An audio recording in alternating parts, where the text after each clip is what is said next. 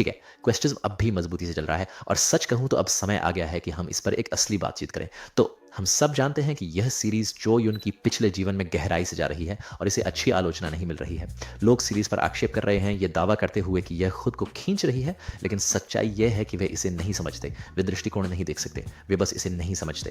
ये लोकिज़्म के प्रशंसक, और मैं ये प्यार से कहता हूँ, उनके लिए पंक्तियों के बीच पढ़ना नामुमकिन है।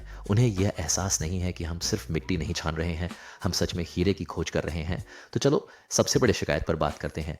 चो युन हार गया तो सीरीज खत्म होनी चाहिए, है ना? गलत। यह ऐसी सतही सोच है, यह लगभग हास्यास्पद है। यह तथ्य कि लोग सोचते हैं कि एक हार कहानी के अंत के बराबर है, यह दिखाता है कि वे पूरी तरह से बिंदु को चूक रहे हैं। कथा सिर्फ झगड़ों या जीत या हार के बारे में नहीं है, यह उस क्यों के बारे में है। चोयुन अभी भी यहाँ क्यों है, सिस्टम यहाँ क्यों है, क्वेस्टिज्म अभी भी क्यों जारी है। ये ऐसे सवाल हैं जिनके जवाब चाहिए, और यही बात है। अगर क्वेस्टिज्म अभी समाप्त हो जाए तो हमारे पास सिस्टम के बारे में कोई जानकारी नहीं बचेगी। कुछ नहीं, शून्य, कुछ नहीं। सिस्टम, जो पूरी श्रृंखला का मूल है, अब भी एक रहस्य है। हाँ, हम जो जानते हैं वो जानते हैं, लेकिन क्या वो सच में काफ़ी है? मुझे ऐसा नहीं लगता, बिल्कुल नहीं। सिस्टम अभी भी एक पहेली, और इसे सुलझाना यहाँ कुछ गंभीर कथानक उद्घाटनों का कारण बन सकता है, न केवल क्वेश्चनिज्म के लिए बल्कि संभवतः पूरे लुकिज्म ब्रह्मांड के लिए। फिर से चोयुन की बात करें, लोग उनके हारने को अंतिम मान रहे हैं, लेकिन क्या उन्होंने भूल गए हैं कि किरदार असफलता के माध्यम से विकसित होते हैं? चोयुन की यात्रा केवल गंगबुक हाई पर हावी होने की नहीं है, ये इसके बाद क्या आता है इसके बारे में है। सिक्वेस्टिज्म का अंत निश्चित रूप से गैंगबुक कहानी श्रृंखला का अंत होगा, लेकिन यह निश्चित रूप से सुयोन की कहानी का अंत नहीं है। और ईमानदारी से कहें, क्या वास्तव में कोई यह मानता है कि सुयोन की कहानी केवल क्वेस्टिज्म तक ही सीमित है? बिल्कुल नहीं। लुकिज्म ब्रह्मांड इसके लिए बहुत अधिक जुड़ा हुआ है, और हमने पहले ही सीरीज में लुकिज्म के पात्रों को इधर उधर आते देखा है।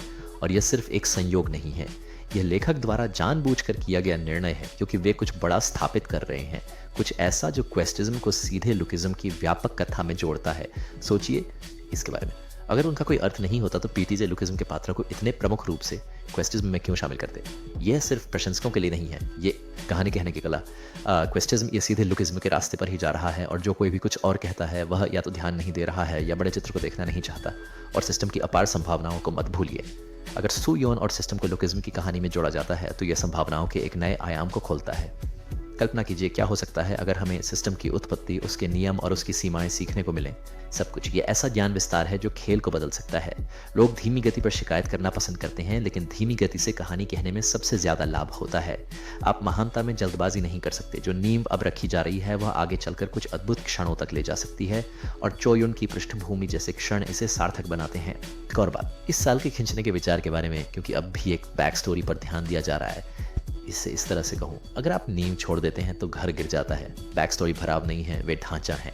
जो इनके अतीत को समझे बिना उसकी प्रेरणाओं और संघर्षों को जानना मुश्किल है। हम उसकी यात्रा या व्यापक लुकिज्म कथा में उसके संभावित भविष्य की पूरी तरह से सराहना नहीं कर सकते।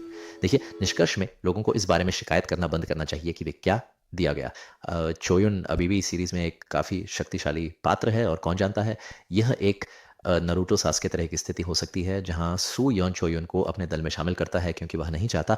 आप जानते हैं, वह क्योंकि वह चोयुन की काबिलियत देखता है। ये मेरे विचार हैं। यदि आप इस तरह की सामग्री चाहते हैं तो पेट्रियन से जुड़ें। इस वार्तालाप को आगे बढ़ाते रहें। तो हाँ,